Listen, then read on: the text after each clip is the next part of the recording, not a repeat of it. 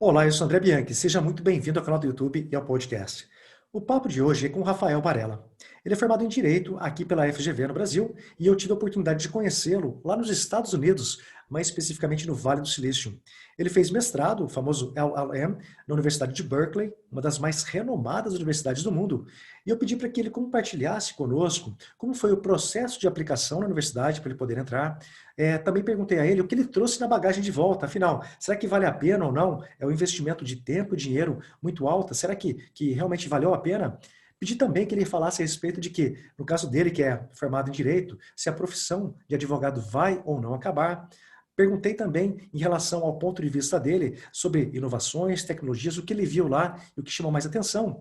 E, por fim, se é possível fazer joint venture de empresas brasileiras com startups americanas. Ou seja, é muito conteúdo para que você possa ter algum insight, alguma dica, alguma informação para que você possa utilizar hoje mesmo na sua carreira, na sua vida profissional ou também nos seus negócios. Então não perca até o final, porque tem muito conteúdo que veio lá direto do Vale do Silício aqui para o Brasil. Rafael, muito obrigado pelo conteúdo, muito obrigado pelo seu tempo e disponibilidade em compartilhar conosco um pouquinho dessas suas experiências.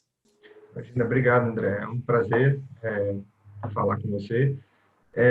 Meu nome é Rafael, eu sou advogado formado em São Paulo, aqui no Brasil, e fiz o meu mestrado nos Estados Unidos, na Universidade da Califórnia, em Berkeley, como o André mencionou. É uma universidade que é, fica dentro do Vale do Silício, muito embora seja ali realmente na pontinha, né, quase fora, junto de toda a região ali da Bay Area, é, e fiz, no meu mestrado, uma dupla especialização em Direito dos Negócios e Direito de Tecnologia, que é um diferencial que algumas das faculdades dos Estados Unidos permitem no mestrado. Mas vamos começar pelo começo. Aplicação numa universidade como Berkeley. Você poderia aqui contar de uma forma bem resumida para o pessoal compreender, porque muita gente aqui do Brasil acaba olhando a questão de estudar lá fora, ou de fazer uma extensão, uma graduação, até mesmo um mestrado, e fica na dúvida por onde começar. Primeiro, na verdade, eu quero saber por que você resolveu participar de um mestrado, especialmente lá em Berkeley, e como foi sua aplicação inicial para você adentrar na universidade. Cara, o processo de escolha, ele é um processo, é a primeira parte, né, do processo, mas já é um processo complexo também. Eu tenho um contexto, eu sou formado numa faculdade de Letras de São Paulo, na Fundação Getúlio Vargas, e durante a faculdade eu fiz um intercâmbio para a Holanda. Então, eu tive a oportunidade de estudar um pouco do direito europeu, né, de ter um pouco de contato com uma cultura, com o direito, com toda uma relação completamente diferente da nossa aqui no Brasil. E quando eu fui escolher o local para fazer o meu mestrado, eu peguei vários depoimentos, eu fiz um estudo, etc. E achei muito interessante o quão diferente é os Estados Unidos, né, em relação à Europa e em relação ao Brasil, tanto em sistema jurídico quanto em, enfim, nível de faculdade, o nível esperado de estudo e dedicação para a faculdade, né, é bastante diferente, especialmente da Europa, pelo menos na experiência que eu tive. E eu decidi que meu mestrado tinha que ser nos Estados Unidos, porque é uma questão de abrir portas, ele é amplamente reconhecido no Brasil, os europeus também, né, de maneira nenhuma desmerecendo qualquer outro mestrado em qualquer outro país, mas considerando que eu já tinha essa experiência da Europa, eu resolvi orientar para os Estados Unidos. E o processo, ele é um processo longo, ele é um processo árduo, mas ele também pode ser muito interessante, muito divertido. Tudo começa com o TOEFL, né? Então, querendo ou não, existe um requerimento aí de inglês, né? Um nível de inglês mínimo e que cada faculdade vai estipular qual é o seu. Passando pelo TOEFL, começam as aplicações em si. São processos seletivos que acho que a principal peça deles é o que eles chamam de personal statement, né? Então, assim, uma declaração pessoal. Qual é a sua carreira? Quem é você, aplicante? Né? E você tem que contar a sua carreira, você tem que contar os seus desejos, seus interesses. Alguns orientam, dão perguntas básicas como o que você gostaria de fazer, para que esse degree, né? Para que esse diploma vai te ajudar no futuro.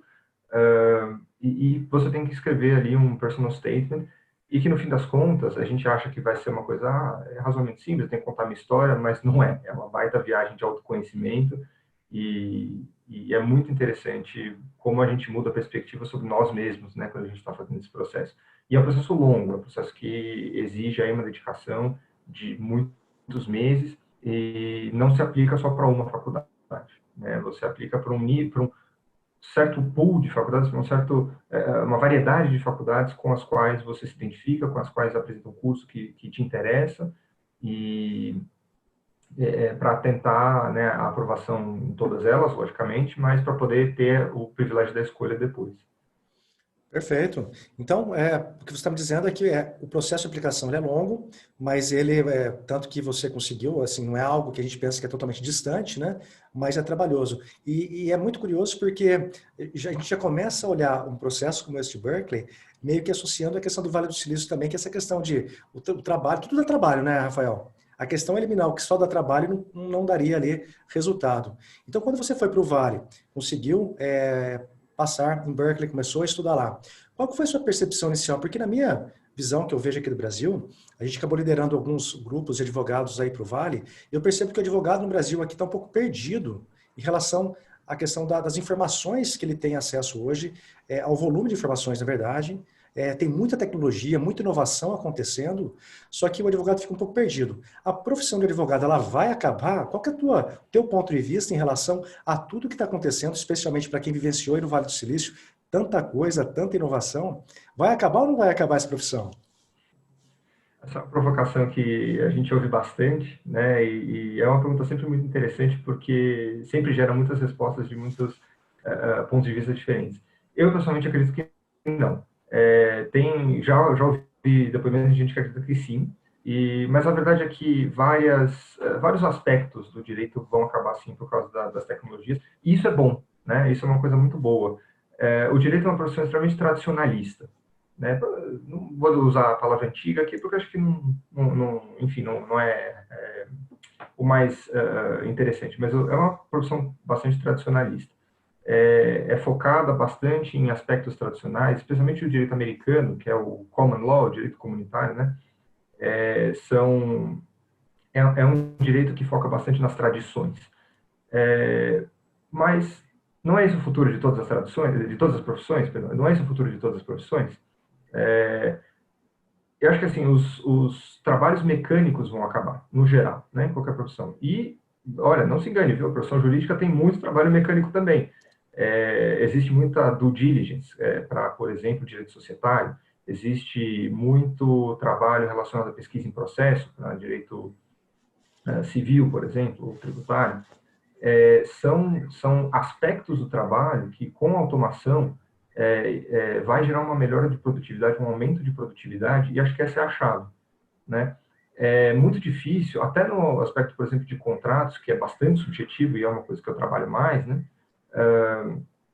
Eu acho muito difícil conseguir fazer a inovação acabar com o trabalho do advogado, porque existe sempre o elemento subjetivo de qual é a cláusula que a gente pode negociar, trocar, né? A negociação de um contrato é sempre uma troca, né? Então, assim, isso acho que ainda estamos um pouco, talvez, longe, mas quem sabe eu queimo minha língua aqui, especialmente com os seus, com o público que nos assiste aqui, mas isso acho uma coisa que está um pouco mais longe ainda, porque exige o elemento subjetivo. Mas o principal realmente é o aumento da produtividade, porque isso vai permitir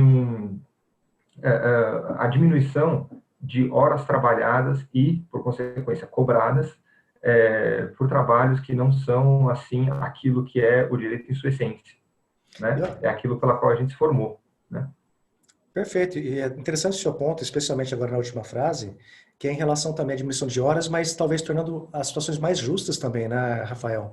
Porque hoje o trabalho do advogado ele é muito importante. E até eu sempre faço essa provocação para as pessoas aí que eu considero que são relevantes no mercado, e você é uma pessoa que, pô, estudou lá fora, estudou na Holanda, realmente tem uma bagagem não só de vida, jovem, porém já com muita bagagem lá de fora do exterior. E eu faço essa provocação porque quando você fala da profissão de advogado, eu não vejo que ela vai acabar. Eu vejo que ela vai se transformar. E aí, quando você fala de softwares que permitem uma gestão melhor, seja de processo, ou que traga uma assertividade maior, que faça uma leitura, né, que utilize a inteligência artificial para fazer uma leitura melhor. Eu estou falando do processo porque eu sou leigo do assunto, né? É a minha visão mais aqui de empresário, mas que consiga fazer a leitura de tudo isso e traga opções, traga informações para que o advogado tome uma decisão do que ele vai fazer em relação a uma peça jurídica ou ali o próximo passo dele dentro do tribunal, eu vejo dessa forma. Então, existe sim essa transformação, só que eu acho que não existe a futurologia de falar, olha, vai ser isso em 2 anos, 5 anos ou 10 anos. Exato. Eu acho que basicamente é isso, né, Rafael? Uhum. Mas agora vamos virar um pouquinho a chave, deixando um pouquinho a questão de direito jurídico de lado, em relação ao Vale do Silício. Pô, você ficou lá um bom tempo, lá no Vale, teve acesso, eu vi você em vários eventos, volta e meia esbarrar você em alguns eventos de startups, de investimentos, de investidores. Vamos trazer um pouco a ótica para esse lado. O que chamou a atenção do Rafael participando desses eventos, conhecendo, eu não sei se você já conhecia bem esse ecossistema de startups, mas à medida que você começou a frequentar, se mudou a sua opinião? Me fala a tua visão a respeito desse ecossistema lá do Vale do Silício.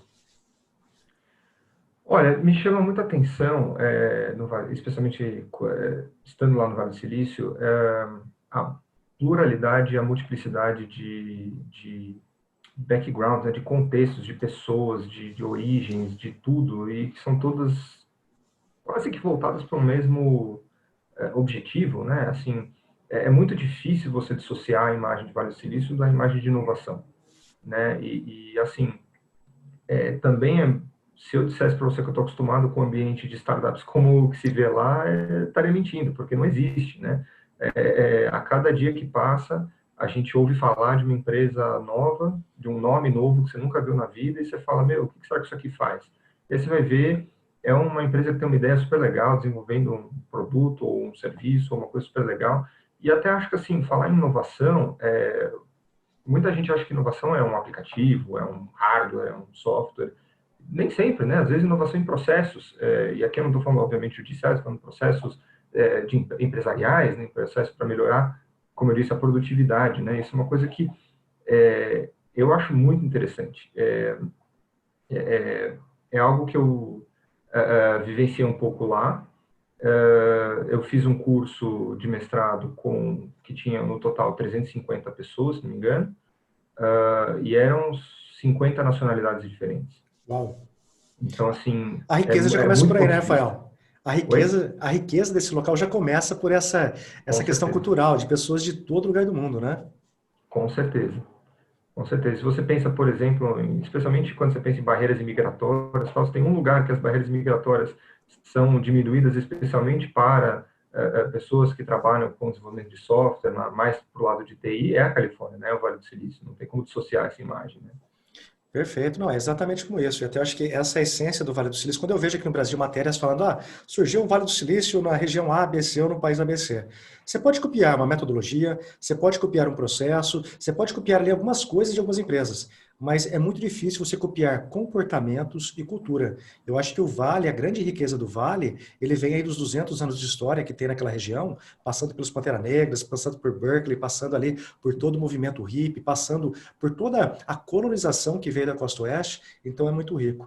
Mas por falar em comportamento e cultura, Rafael, eu vejo que lá no Vale, o que me chama muita atenção, tanto dos colaboradores das empresas, não importa o tamanho, dos CEOs, dos empreendedores que tiram a ideia do campo abstrato e vão para a execução, e também dos estudantes de Berkeley ou Stanford, muito a questão do comportamento, os soft skills, né, que se fala muito. Sobre o teu ponto de vista, você percebe muito que eu percebo, que eu faço as perguntas sempre sobre o teu ponto de vista, porque eu trago muitos convidados aqui para o canal, Rafael, e eu quero trazer exatamente essas diferenças de visões. Eu não quero que alguém leia no Google alguma coisa e traga isso ou é aquilo.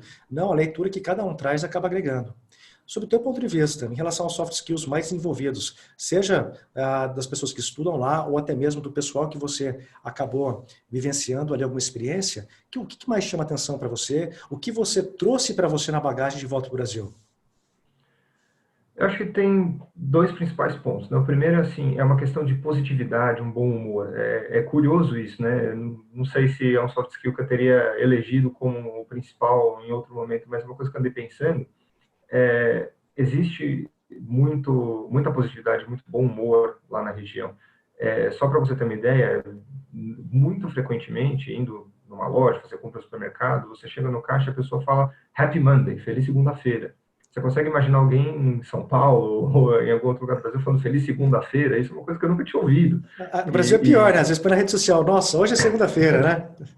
Exatamente, a gente criou o termo sextou, né, justamente para Sim. comemorar o fim de semana, eles comemoram a segunda-feira. Então, assim, todo dia é um bom dia, né? Isso acho que pode até não parecer, mas é um soft skill, né? Você conseguir abraçar o lado positivo de cada dia, né, a nossa conquista.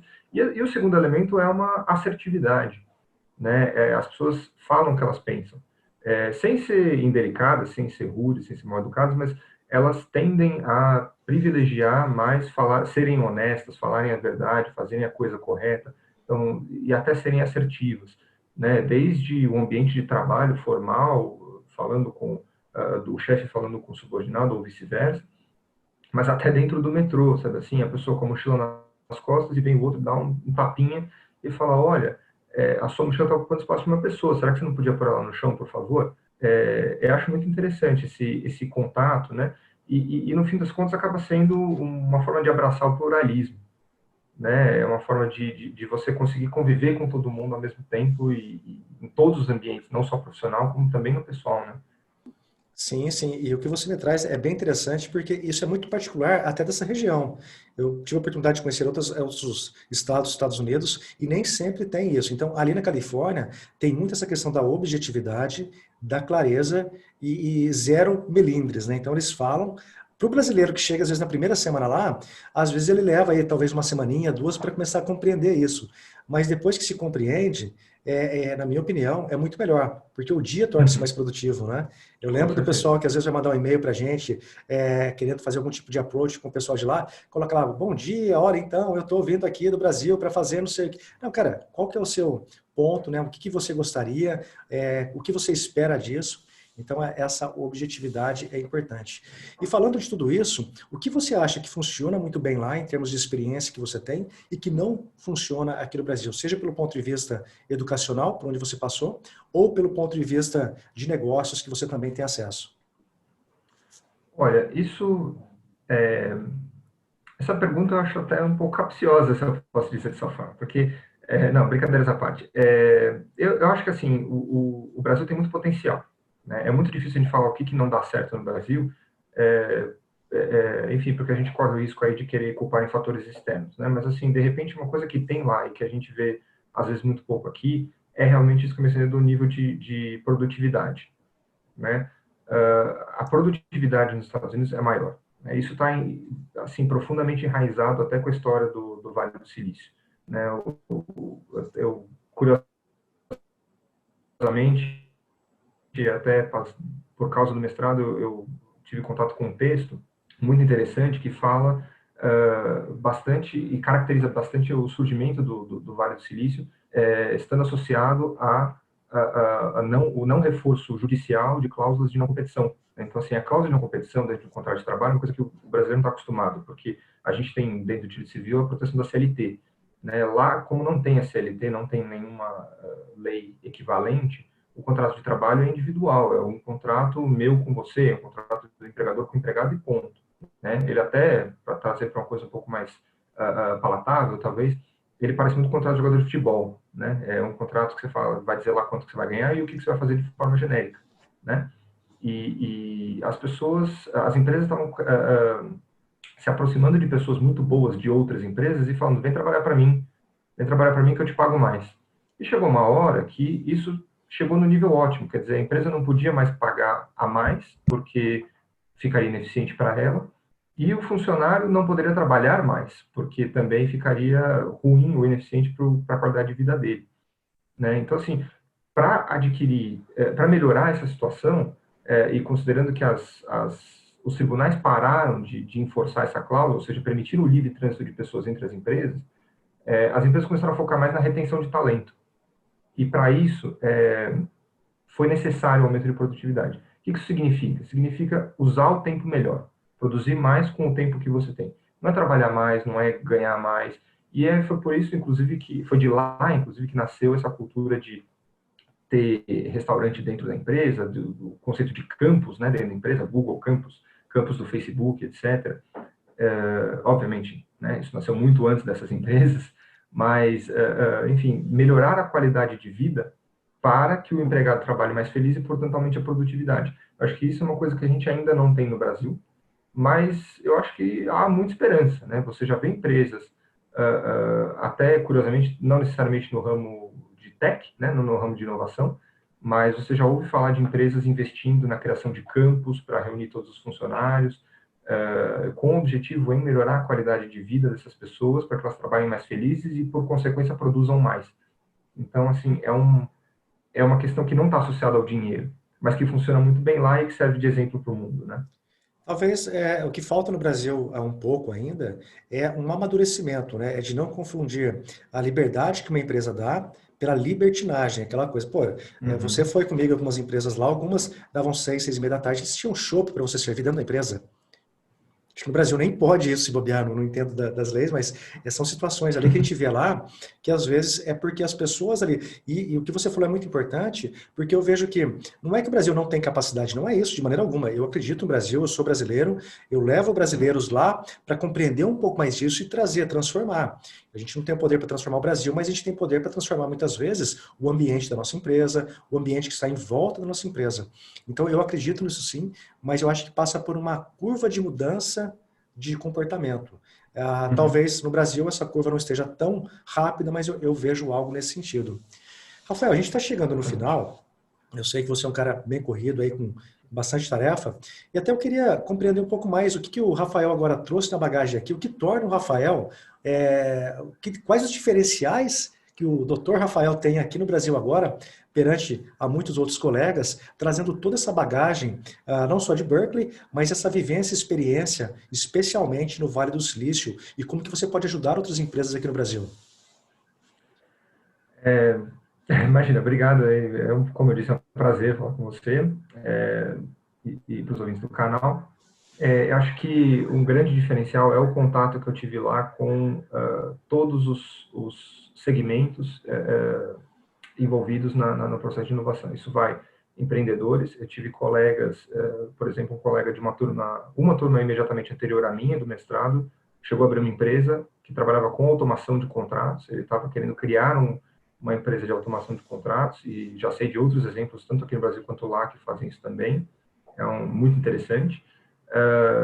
Eu tive a oportunidade de entrar em contato com advogados especializados no florescimento dessas empresas, e que também trabalham com empresas já no nível de maturidade um pouco maior.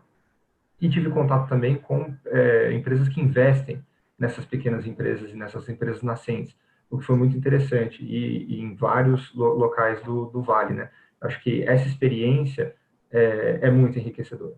É muito enriquecedora porque você consegue ver o que é o ponto de preocupação de cada um deles.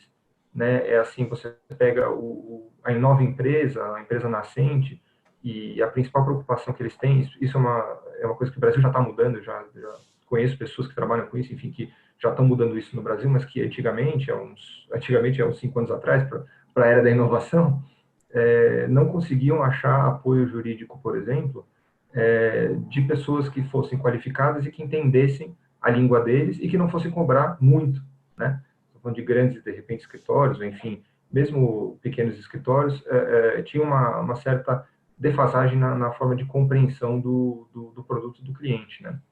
Então, assim, ter tido essa experiência com todos os players, né, as pessoas que atuam nesse mercado, é muito interessante, porque a gente vê o que é importante para cada um. E acho que uma das coisas mais importantes, e, enfim, talvez um dos maiores diferenciais, é realmente essa perspectiva do cliente, né, e a perspectiva de quem faz isso há já algum tempo por lá. Se a gente não pode ter exemplos daqui, ou se eu, pelo menos, não pude ter contato com exemplos daqui, né.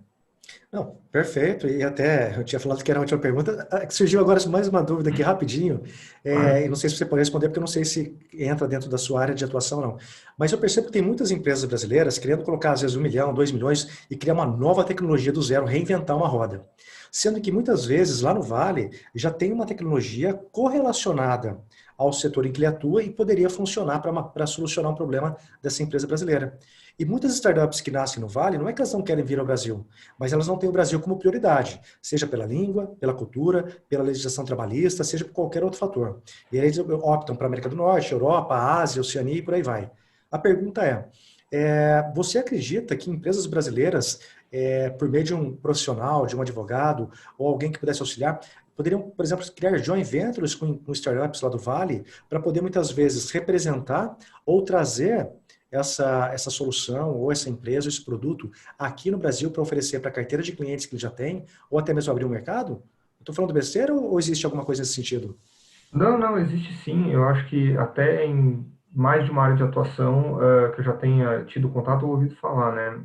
Assim, de um lado, eu já ouvi falar bastante de empresas que investem em empresas nascentes e aproveitam eventuais sinergias que as investidas tenham, né, para colocá-las em contato entre si. Então, você tem um investidor que trabalha com uma empresa investida no Brasil, independente de onde seja a base desse investidor, e que tenha, eventualmente, empresas investidas em outros países, não só nos Estados Unidos, não só no Vale do Silício, mas até Europa, Ásia, etc., e que apresentam tecnologias ou, de repente, soluções que são complementares, né? Isso, eu acho que tem muita abertura para esse mercado. Eu não acho que falta interesse, tá? Especialmente de investidores americanos em investir em empresas brasileiras e até nem vice-versa, tá? Tive contato com investidores brasileiros que investem no mundo inteiro, acho super interessante, mas realmente a gente ouve muito pouco falar sobre essa questão da sinergia, né? Mas também, por outro lado, existem algumas barreiras, né? Eu mesmo trabalhei vamos chamar de importação de uma tecnologia para automação desculpa, eu mesmo trabalhei para importação de uma tecnologia voltada à permissão de comunicação máquina a máquina entre polos, entre devices, né, entre dispositivos ligados por conectividade sem fio, né? A gente, enfim, pensa muito em IoT, né, quando pensa nessas coisas. Não Sim. era exatamente IoT, não era internet das coisas, era um pouco mais relacionado realmente à comunicação máquina a máquina. E eu trabalhei com a estruturação de uma organização de telecom para o fornecimento dessa conectividade sem fio para que a solução do cliente máquina a máquina pudesse funcionar. E existem várias barreiras, né, especialmente tributárias, mas não é impossível, gente. É possível trabalhar nesse mercado, é possível trazer uma tecnologia e é possível criar essa sinergia, especialmente no setor de serviços. Até mais fácil do que no setor de dispositivos, né? Então, assim, Ou seja, né, Rafael, oportunidades existem, não estamos dizendo que é simples, que é fácil, mas é possível. O que eu vejo muito brasileiro às vezes reclamar, ou melhor, terceirizar a culpa. É governo, é família, é não sei o quê, é dólar. A questão talvez tirasse um pouco esses mimimis, tirasse um pouco essas terceirizações, desculpas, e começasse a olhar mais quais são essas oportunidades. Deixa eu compreender melhor o que pode ser feito, o que não pode ser feito. Eu vejo que tem muito empresário brasileiro que não tem fluência da língua inglesa e acha que isso já é a primeira barreira. Óbvio que se você tiver fluência, facilita, mas praticamente todas as empresas no Vale que a gente visitou, seja das gigantes, de Apple, Facebook, YouTube, Google, até empresas menores, sempre tinham brasileiro. Então, às vezes, pode ser a porta de entrada. Então, às vezes, falta um pouco mais essa vontade de dar o primeiro passo e realmente sair a campo para buscar, do que simplesmente ficar aqui, não, eu vou esperar ver o que vai acontecer, vamos ver o que vai ser lá nos Estados Unidos, quem que vai ser o governo, isso e aquilo, e acaba não tendo essa compreensão de que a solução depende muito mais do primeiro passo que ele der do que qualquer outro fator. Basicamente, acho que é isso. Não sei se você concorda. eu concordo sim, eu concordo sim. Realmente, a língua é uma barreira, tá? E não é só para o Brasil, a América Latina inteira tem muitas exigências em relação à língua, várias posições relacionadas à Latam, né? A América Latina exigem, por exemplo, algum conhecimento de espanhol. Então, realmente isso é uma realidade, mas acho que não é necessariamente uma realidade particular do Brasil, né? E acho que é uma forma interessante também que as empresas arranjaram para ultrapassar essa barreira, né? Exato, exatamente. Rafael, eu agradeço mais uma vez o seu tempo. Como eu já disse, o Rafael, ele de forma muito solícita, especialmente lá no Vale, os grupos que a gente leva, ele sempre conseguiu encaixar um horário na agenda dele para poder falar com o grupo, trazer um pouco essas vivências, experiências. Eu acredito muito que, imagino que o Rafael até já tinha, mas talvez tenha acentuado a questão do give back, né, que é você dar de volta um pouco do que você já vivenciou, do que você já aprendeu, para que outras pessoas possam também se desenvolver. E é isso que vai fazer diferença no nosso país, Rafael. Nem sempre o pessoal acha que é dinheiro a solução, não é. Eu acho que pessoas como você, que doam mais do que dinheiro, doam o seu tempo, isso para a gente é muito prazeroso, porque eu já vi dos grupos que a gente levou, o pessoal mais jovem até um pessoal mais experiente de vida, e todos saem de lá realmente ali, boca aberto, quando o Rafael vem e traz essas vivências, experiências, porque eu acho que é isso que acaba tocando as pessoas, essa humanização, essa questão de poder conversar com uma pessoa e poder compreender um pouquinho do que está acontecendo lá, nessa região que é tida como mais inovadora e empreendedora do mundo. Rafael, muito obrigado mais uma vez e desejo muito sucesso na sua vida pessoal e profissional. Imagina, obrigado a você, André, e enfim, pela oportunidade, foi um prazer falar com você e sempre à disposição. Show de bola. Obrigadão. Até a próxima. Até, um abraço.